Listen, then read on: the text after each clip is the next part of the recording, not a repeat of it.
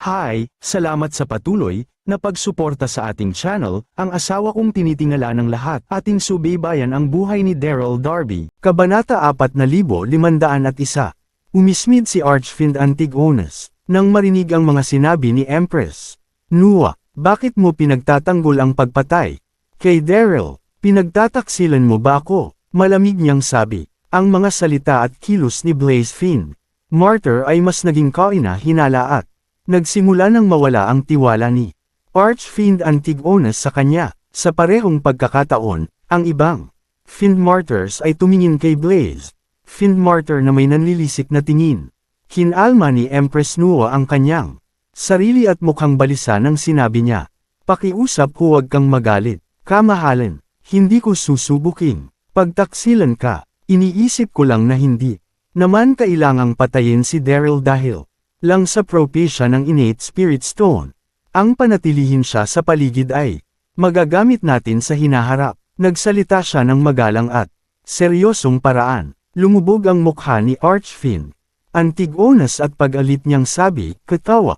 Tawa yan. Isang malaking balakid si Daryl sa demonyong uri. Hindi na natin siya magagamit, at hindi mo rin kailangang paikutin ako." Tapos ay tumalikod siya kay Thoth at sabi, "Ipadala si Daryl sa Infernal Shadow Prison at huwag gumawa ng kahit na anong pagkakamali." "Opo, kamahalan." Si Thoth ay tumanggo bilang pagsang-ayon at agad kinuha si Daryl palayo sa palasyo. Masama ito. Si Empress Nua ay mas nagiging balisa pero hindi niya sinubukang umakto ng padalos-dalos. Nagplano na siya at nagdesisyon. Pumunta agad sa Infernal Shadow Prison.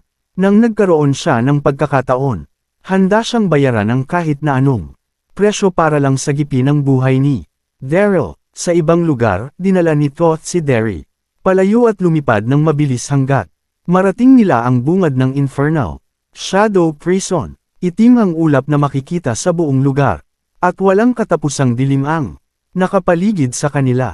Ang bungad ng Infernal Shadow Prison ay nasa sobrang sulok ng madilim na paligid.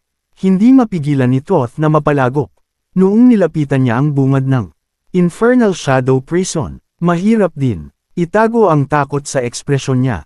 Sa sumunod na segundo, sabi niya, "Pulubi, siguro na reincarnate ka sa Red Lotus Fayette at nagtagumpay na ipino ang sarili mo sa katawan ng isang sage. Pero hindi mo na matatakasan ang kamatayan kahit na isa kang langit na immortal." Nang natapos siyang magsalita, hinawakan niya si Daryl at tinapon siya sa isang kulungan. Mabigat na nahulog si Daryl sa lupa pagkatapos ibato sa Infernal Shadow Prison. Ang sakit ay bumalot sa kanya mula sa kanyang kawalang malay. Markang paywa ano ang lugar na ito. Napaigtad si Daryl. Nang binuksan niya ang kanyang mga mata, naramdaman niya rin ang kuryente sa kanyang kaibuturan. Madilim ang nakikita niya na siyang nagpahirap sa kanyang makita ang kanyang mga daliri. Gayunpaman, nararamdaman niya ang nakakatakot na mapanlin lang na enerhiya sa paligid, na para bang maraming mga halimaw ang nakatitig sa kanua sa lahat ng direksyon.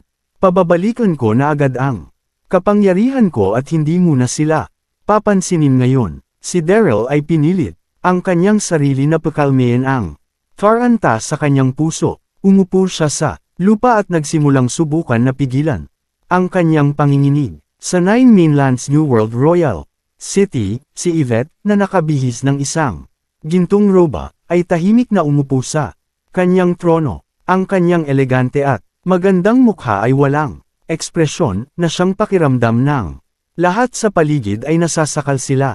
Ang nasa baba niya ay mga sibil at mga opisyal militar na nakatayo sa kabilang gilid niya. Ang lahat sa kanila ay may solemneng ekspresyon. Mayroong nakakapigil hiningang kalungkutan sa loob ng bulwagan. Ang sibil at mga opisyal militar ay medyo nalilito sa parehong oras. Naging ibang tao ang kamahalan simula noong bumalik siya at mas malupit na siyang magsalita kaysa noon. Wala sa mga opisyal ang may ideya kung bakit na lang sila pinadala bigla. Habang tahimik na nagmamasid ang mga opisyal sa mga rason, tumingin sa paligid si Yvette at matabang niyang sabi, "Lahat kayo, sisimulan ko na ngayon gumawa ng anunsyo." Simula sa pagkakataong ito, ang New World at ang South Cloud ay bubuo ng alyansa para pagsilbihan ang demonyong uri at pakse ng buong Purs na taliwas sa kanila.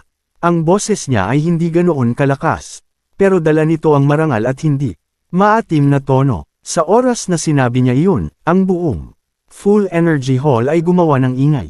Ang sibil at mga opisyal militar ay nagsuot ng blankong ekspresyon at inisip kung tama ba ang pagkakarinig nila. Sa Sandal, ba ang New World sa demonyong uri? Paano hindi magiging isang kabaliwan?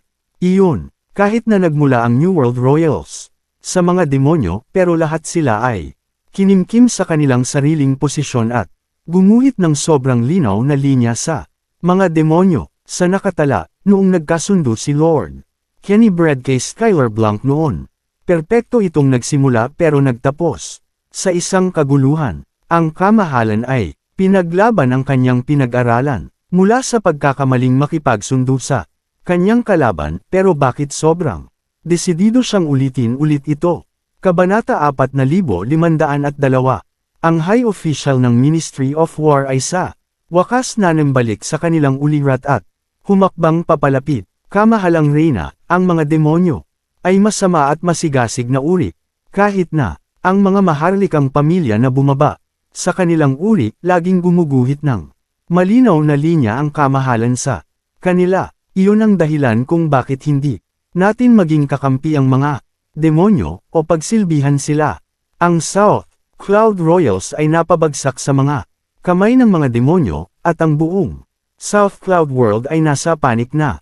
Hindi natin masusundan ang mga yapik nila at sirain ang milyong edad na pundasyong ito, sabi niya kay Yvette.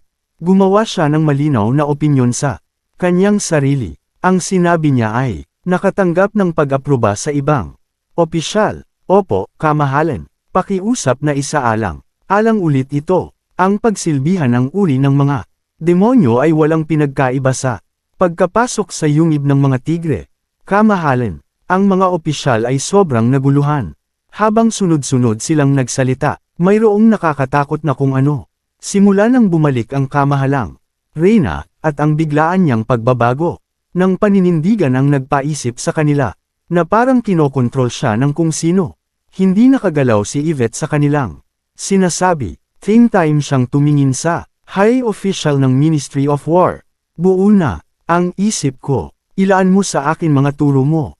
Kulang siya ng lakas ng loob dahil nasa ilalim siya ng kontrol ng Archfiend Antigonus. Ang tanging nasa isip niya ay tulungan ang mga demonyo na tangalin ang lahat ng mga balakid. Ang high official ng Ministry of War ay nababalisa, lumuhad siwa kaagad at mabilis na sabi kung hindi babawiin ng kamahalan ang kanyang utos, luluhod. Ako rito hanggang gawin iyon ng kamahalan. Hindi siya naniniwala na bigla na lang magbabago ng desisyon si Yvette at sigurado siya na may naglalaro sa kanyang likod. Sa kasamaang palad, wala siyang alam na hindi na parehong Reyna. Tulad ng dati si Yvette. Nang makita iyon, agad nanlamig ang mukha ni Yvette at sumigaw, ang lakas ng loob mong takutin ako. Ang high official ng Ministry of War ay nangngalaiti ang mga ngipin at sabi sa matatag na ugali, nagmamakaawa ako sayo, kamahalan. Pakiusap na bawiin niyo ang iyong utos. Si Yvette ay diniretso siya at malamig na sabi, sige, intensyon mo bang gamitin ang kamatayan mo para ipakita sa akin ang iyong sinseridad? Tutuperin ko ang kahilingan mo kung ganoon. Sa oras na natapos siyang magsalita, nilabas niya ang kanyang halimaw na kapangyarihang kaluluwa at tinaas ang kanyang maputing kamay. Isang pulang ilaw ang sumili palabas na parang kidlat at tumungo direto sa mataas na opisyal. Wala ng kapasidad si Yvette na makarinig pa ng rason. Ang kahit na sinong tataliwas sa kanya ay mamatay. Anong nangyayari? Ang mga mukha ng lahat ng opisyal sa paligid nila ay agad nagbago. Sobra silang nagulat dahil hindi nila inaasahan na magiging malupit si Yvette. Para ilabas na lang iyon bigla. Ang high official ng Ministry of War ay sinugal na ang kanyang buhay para sa mga tao at ang katapatan niya sa maharlikang pamilya ay pangalawa sa wala. Sa pagkakataong iyon, ang high official ng Ministry of War ay nawalan ng nasabi. Nang naramdaman niya ang lakas ng pulang liwanag, gusto niyang ilagan ito, pero walang tigil ang nginig ng mga paa niya at huli na ang lahat. Ilang segundo ang lumipas, isang pulang ilaw ang tumagos sa katawan ng mataas na opisyal at damaloy ang dugo sa kanya. Nanlaki ang mga mata niya at hininga niya ang kanyang huling hininga at lumumpasay siya sa lupa. Ang ibang sibilyan at mga opisyal militar sa paligid niya ay hindi mapigil ang mapasinghap. Ang buong Full Energy Hall ay natahimik. Ang paligid ay naging sobrang solemn na at mayroong malakas na nakakamatay na aura. Kung ganoon, dahan daw ang tumayo si Yvette at bumaling sa kabuuan ng silid. Mayroon pa baritong tumututol. Walang sumagot. Marami sa mga opisyal ang namutla at hindi na sumubok magsabi kahit isang salita. Wala sa kanila ang gustong mamatay. Paano sila makakapagsalita ng kahit ano kung ang high official ng Ministry of War ay malupit na pinatay dahil lang handa siyang isalba ang kanyang sariling buhay at magbigay ng payo? Si Yvette ay sobrang nasiyahan sa sitwasyon sa kanyang harapan at dahan daw ang tumago dahil wala na. Opisyal na tapos na ang pulong. Dahan-dahan siyang naglakad paalis ng Full Energy Hall pagkatapos sabihin iyon. Ang lubusang nalulumbay na mga opisyal ay nagpalitan ng tingin sa isa't isa habang pinapanood na umalis si Yvette. Tapos na ang lahat ngayon na ang New World Royals ay lumaban para sa Mando. Sa mga demonyo, malala pa rin, isang karaniwang tao ang kayang indahin ang kailaliman ng pagdurusa sa hinaharap. Dahil sa desisyon na iyon, sa South Cloud World, komportableng umupo si Morticia sa loob ng maharlikang bulwagan kasama ang ilang mga katulong na nakatayo ng tahimik. Sa tabi niya, ilang mga sibil at opisyal militar ang tumayong nanginginig sa likod niya.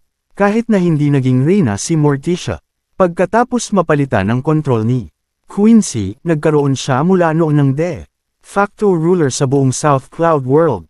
Kabanata 4503.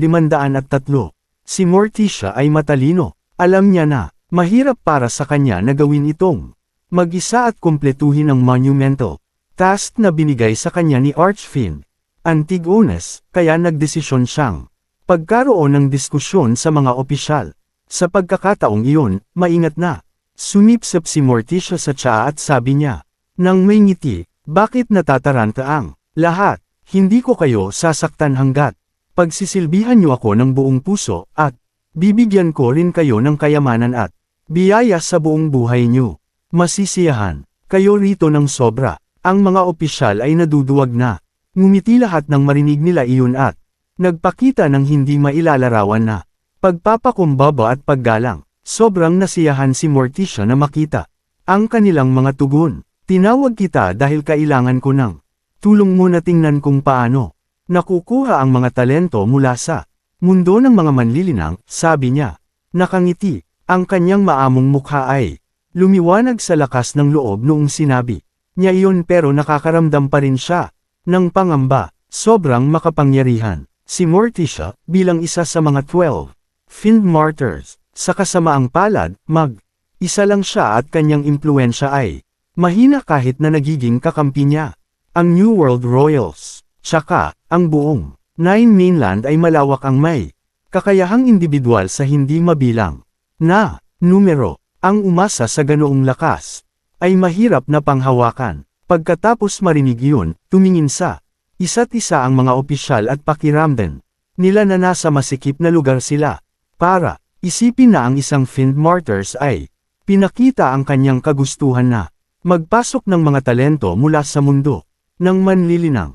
Ang gawin iyon ay mas madaling sabihin kaysa gawin. Umismid si Morticia nang nakita niya ang kanilang ekspresyon at hindi nasisiyahang sabi, anong mayroon? Kailangan niyo ba talaga ng madaming oras para i-consider ang bagay na ganito? Hindi niyo na kailangang magpakita sa harapan ko kung hindi niyo ako bibigyan ng hindi kaaya-ayang sagot sa loob ng kalahating oras. Ang boses niya ay malutong at nakakapanindig balahibo. Tapos na kami, isip ng mga opisyal. Ang makapangyarihang aura ni Morticia ang nagpatakot sa mga opisyal at nagpalitan sila ng tingin sa isa't isa. Ang tunay na kino-consider nila ay tanggihan ang kanyang hilig pero mukhang hindi. Iyon magandang opsyon sa ngayon. Ang tingin ng balisa at dumaan sa kanilang mga mata at ang isa sa mga Master Generals ay nagkaroon ng ideya. Humakbang siya papalapit agad at maingat niyang tanong, "Kamahalan, mayroon po akong proposal. Gumawa tayo ng notice para tawagin ang mga tagapagligtas sa pangalan ng Reyna. Iimbitahan namin ang mga masigasig na individual mula sa buong mundo ng mga naglilinang para pumunta sa ating maharlikang syudad at sumali sa isang martial arts na competition. Ang kampyon ang itatalagang may ranggo ng maharlika at makakatanggap ng opisyal na residente bilang gantimpala. Ang sinumang makakapasok sa top 10 ay makakatanggap din ng gantimpala." Ngumiti si Morticia at pinuri ang suhesyon. Isang magaling na paraan. Ang mga matatapang na lalaki ay magpapakita agad kapag may mga gantimpala. Ang ilan sa inyo ay kailangang magtrabaho ng sama-sama para hawakan ang ganitong bagay. Mas maaga, mas maganda. Opo, kamahalan, ang mga opisyal ay sumagot ng sabay-sabay at lumabas ng bulwagan para simulan ang kanilang preparasyon. Kalahating oras ang lumipas, ang anunsyo ay tinala sa mga kalsada at eskinita sa buong maharlikang syudad. Kumalat ang balita sa malayo at malawak. Kumuha sa mga tao sa bawat sulok ng mundo. Ang mundo ng mga naglilinang ay isang malupit na lugar at maraming mga naglilinang ay may kaina-hinalang individual na nakatalaga sa kanilang sariling personal na interes sa kahit na ano. Tumungo silang lahat sa South Royal City para subukan ang kanilang swerte. Tsaka, ang mga gantimpala ay nakatalaga sa anunsyo na simple sobrang nakakaakit.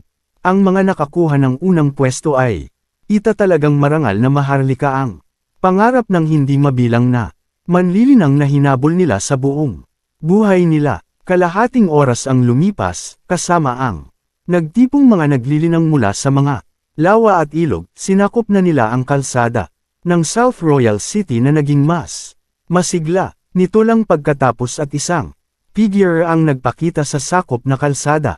Isang tao na nakabihis ng dilaw na roba. At kahit na ganet-ganet at nabihis ng isang panlakbay na kasuotan, ang mga mata nila ay nagniningning ng sobra. Si Sergio ito, sa lugar ng Sylphind Mountain. Kinuha ni Sergio ang kalamangan sa mabangis na laban ni Yvette kay Toth.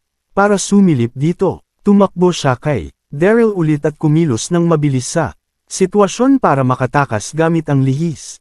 Naisip, si Sergio ay walang kakayahan na makapagpahinga pagkatapos ng pagtakas niya na siyang kinatatakutan niya na baka mahabol siya ni Daryl.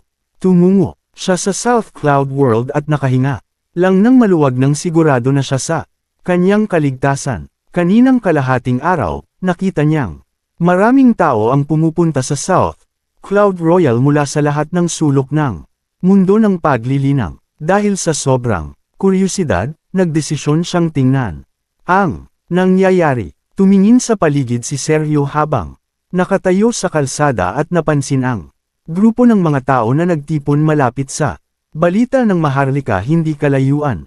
Bigla, siyang nagdesisyon na pumunta roon at sumingit sa kumpol ng mga tao.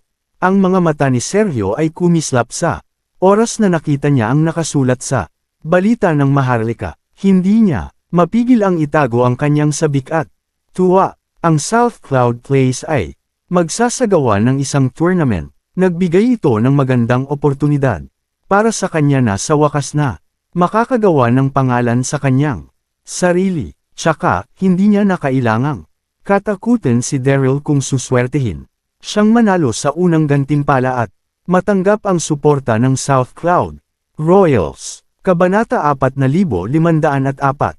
Sa kanyang kasabikan, nagmadali si Sergio patungo sa palasyo ng walang pag-aalinlangan. Nang nakarating siya, nadiskubre niya na may grupo na ng mga tao sa registration hour sa labas lang ng bungad ng palasyo. Pagkatapos mag-sign up, nanatili siya buong gabi sa isa sa mga inn malapit sa palasyo. Kinaumagahan, bumangon si Sergio at nagmadali direkta sa prayer hall, ang lugar na ginamit ng South Cloud Royals para sambahin ang mga kalangitan.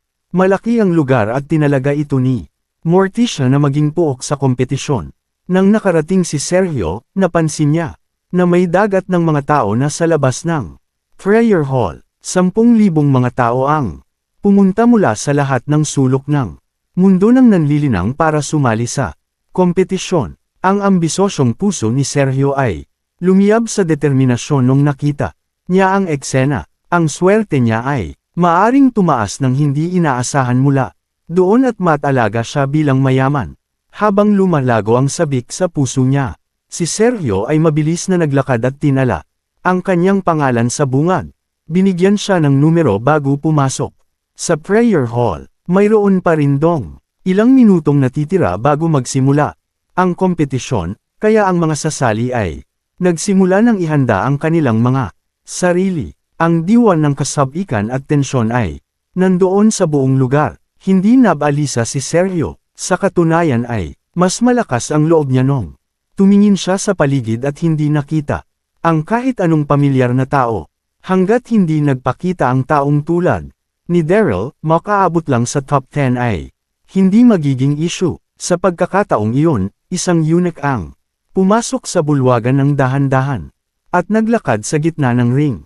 Malakas niyang sabi, lahat kayo, ang kompetisyon ay hindi katulad sa mga nakaraan. Para sa mga maharlika ay nangangailangan ng individual na dalubhasa at makapangyarihan. Walang palatuntunin ang masusunod at kahit na sino naiisip na malakas sila ay maaring bumalik sa kahit na anong gusto nila.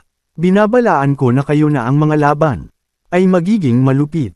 Umaasa ako na pigilan yung maging padalos-dalos at malakas ang loob. Ang kompetisyon ay 3 oras. Sa oras na tumakbo ang oras, ang huling taong nakatayo ang kakoronahan bilang kampyon. Nagmadali pababa ang eunuch.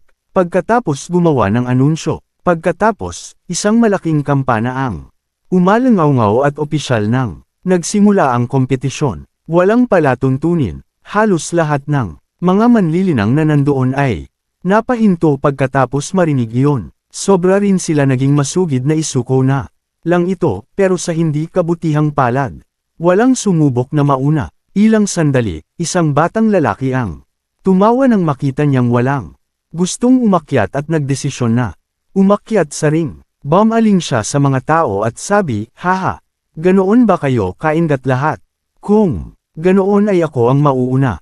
Ako si Trey Wolford, ang disipulo ng Green Cloud Sect. May humihiling ba ng isa sa inyo na kalabanan ako sa isang labanan? Kahit na gusto ni Sergio, nagdesisyon siyang umupo at panoorin ang maingat na konsiderasyon. Sa pagkakataong iyon, isang malabong lalaki ang umismid sa mga tao sa baba. Panipi, anong klaseng sekta ang Green Cloud Sect? Dahil hindi ko pa naririnig ito noon. Ako muna ang sasabak para maranasan ito. Pagkatapos, isang figure ang nagpakita at pumasok siya sa ring na may mapang mataas na tingin sa kanyang mukha. Ako si Thorgan Folge. Hindi ako galing sa kahit na anong sekta o sumali sa kahit na anong pagtuturo. Inaasahan ko na maging tauhan mo. Ang lahat ay nagmadaling pinukas ang kanilang atensyon sa dalawa sa kanila. Ang bawat isang tao ay kayang maramdaman na ang dalawang lalaki ay malalakas na individual. Ang isa ay level 3 Martial Emperor habang ang isa naman ay level 2 Martial Emperor. Isa lang ang agwat nila sa ranggo. May paghamak na umismid si Sergio. Kudlid, umakyat ba sila riyan para lokohin ang mga sarili nila? Mga Martial Emperors lang sila. Sa loob ng ring, si Trey ay tumingin kay Thorgan mula ulo hanggang paa at mukhang nairita sa yabang ng nahuli. Kalabanan mo ako ng walang kabuluhan. Pwede kang pumunta sa akin. Hahayaan kitang mauna dahil hindi ka sumusunod sa kahit na anong turo o sekta. Malamig niyang sabi. Si Thorgan ay nagalit nang marinig niya ang puna at malakas na nagmura. Ang dami mong sinasabi. Kung hinihiling mo na sumayaw sa kamatayan, hindi kita sisisihin sa kung anong mangyayari sa'yo. Sa dulo ng kanyang litanya, nagmadali si Thorgan palapit na parang cannonball at sinuntok si Trey. Ang isa ay kayang makita ang espasyo sa paligid ng ring na naging baluktot ng dumaan ng figure niya. Ang manipis na lakas ay mahirap makita. Si Trey ay umismid sa kanyang sarili. Nang naramdaman niya ang kapangyarihan sa suntok na iuon. Tinaas niya ang kanyang kamay at gumawa ng proteksyon na kalasag sa harapan niya sa isang alon lang. Sa pagkakataong iyon, malakas ang loob niya na madali niyang mahaharangan ng mukhang malakas na suntok. Roar! Sa gulat ni Trey, naging dragon-headed phantom ang suntok ni Thorgan sa oras. Nalalapag na ang suntok. Sa parehong pagkakataon, umugang ang dragon sa buong lugar. Dragon Conquering Fist, sigaw ng kung sino sa kumpa ng mga tao nang nangyari yun at isang kaguluhan ang pagkatapos na naganap. Ang Dragon Conquering Fist ay isang makapangyarihang sikretong paraan na nawala ng ilang dekada, halos wala kahit isa ang nalinang ito ng matagumpay sa buong Dersion kaya nakakagulat na walang sektang si Thorgan ay matagumpay na na-master ito. Kabanata 4505.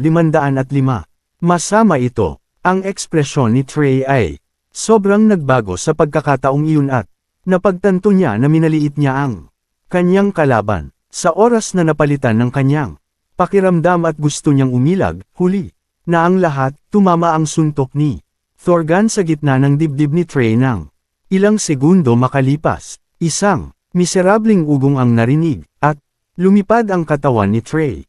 Malakas siyang natamba sa ring at agad na marami ang napatigil pagkatapos mapanood ang laban. Wala sa kanila ang umasa na ang isang walang sekta na taong tulad ni Thorgan ay nagtataglay ng ganoong lakas. Kawili-wili, si Sergio ay napaatras. Tinuon niya ang kanyang tingin kay Thorgan at nahirapang itago ang kanyang kagustuhan na lumaban. Medyo nagyabang si Thorgan sa loob ng ring.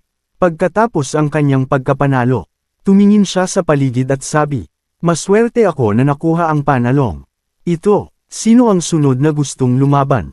May isang tao na umakyat upang hamanin siya sa sandaling natapos niya ang kanyang katanungan, ngunit ang Dragon Conquering Fist ng Thorgan ay napakalakas at ang mapaghamon ay kumatok sa singsing ng madali. Pagkatapos ng ilang mga gumagalaw, mayroong ilang kaguluhan sa karamihan ng tao kapag ang isang pangkat ng mga maharlikang gwardya ay nakita na dahan-daang dumarating. Ang pagsunod sa kanila mula sa likuran ay isang pangkat ng magagandang katulong ng palasyo sa magkabilang panig ng dalawang payat na figure. Ito ay si Quincy Long at Morticia.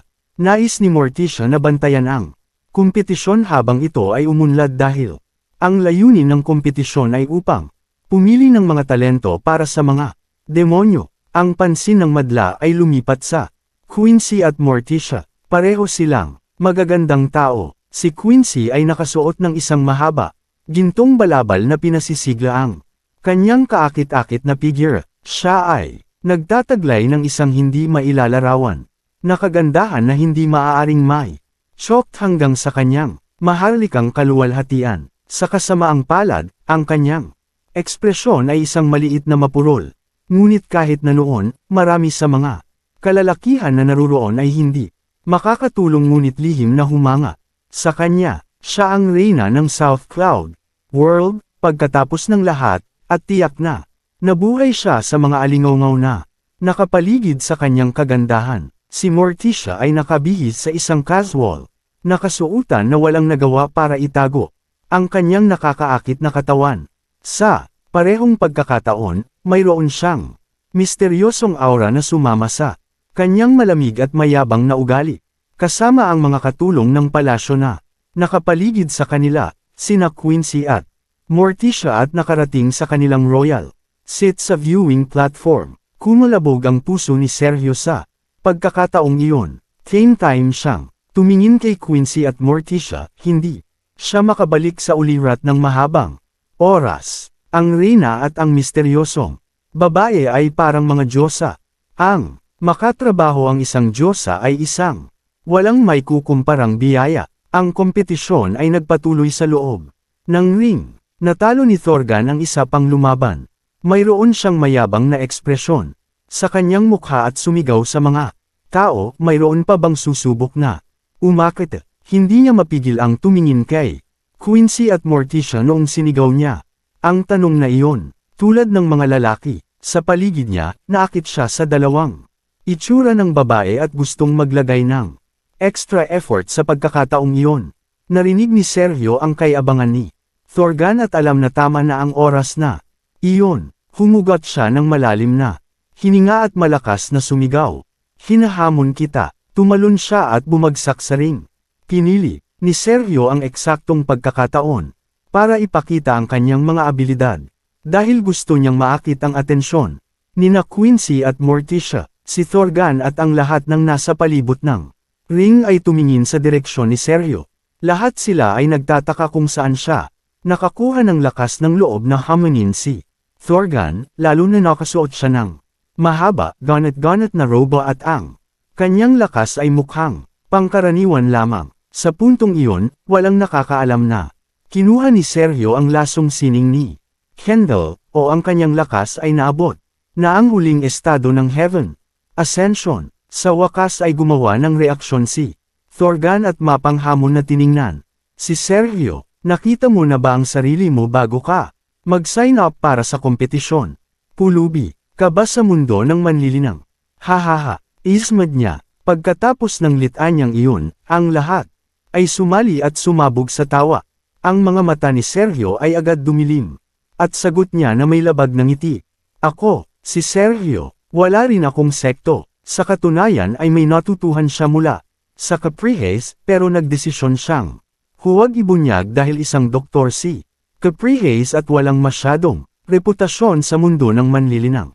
Wala rin siyang sekta. Si Thorgan ay ngumisi pagkatapos marinig ang sagot at mapanghamak niyang sabi, hindi ito ring na kung saan hindi basta-basta inaakyatan ng kahit sino lang. Sa tingin mo ba ay ikaw ako? Pagkatapos, tumungo siya direkta kay Sergio. Nang mabilis niyang nilapitan si Sergio, nilabas niya ang kanyang dragon Conquering Fist at tinutok ito direkta sa puso ni Sergio. Mayroong sigaw sa paligid, at ang ulo ng dragon ay lumabas muli. To be continued.